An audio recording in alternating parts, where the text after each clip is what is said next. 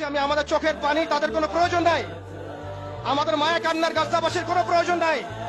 গাজাবাসীর প্রয়োজন অর্থনৈতিক সাপোর্ট, গাজাবাসীর প্রয়োজন সামরিক সাপোর্ট, গাজাবাসীর প্রয়োজন এমন একটা জাইশ, এমন একটা ফোর্স যেটা বাহির থেকে গিয়ে বাইতুল মুকাদ্দাস উদ্ধার করবে ইনশাআল্লাহ। আর আপনারা ভবিষ্যৎবাণী শুনে রাখবেন ইনশাআল্লাহু আযজা ওয়া জাল, আল্লাহ রাব্বুল আলামিনের এই বান্দাদের মধ্যেই এমন একটা জাইশ, এমন একটা দল আল্লাহ পাক সৃষ্টি করে দিবেন ইনশাআল্লাহ। যেই দল, যেই জাইশকে পৃথিবীর কোন সেনাবাহিনী থামাতে পারবেন ইনশাআল্লাহ। শেষ পর্যন্ত তারা বাইতুল মুকাদ্দাস মুক্ত করেই ছাড়বে ইনশাআল্লাহ। শুধু সময়ের অপেক্ষা।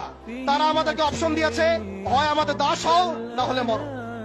শেষ কথা, তারা আমাদেরকে অপশন দিয়ে দিয়েছে, হয় আমরা তাদের দাসত্ব করব না হলে মরবো। আমরাও বলে দিচ্ছি, আমরা দাসত্ব করব না। আমরা হয় শহীদ হব অথবা স্বাধীনতা ছিনিয়ে নিয়ে আসবো ইনশাআল্লাহ। হয় আমরা শহীদ হব না হলে স্বাধীনতা ছিনিয়ে নিয়ে আসবো ইনশাআল্লাহ। আল্লাহ পাক আমাদের বাংলা তাওহীদের জনতাকে কবুল করেন, আমিন। ওয়া আখিরু দাওয়ানা।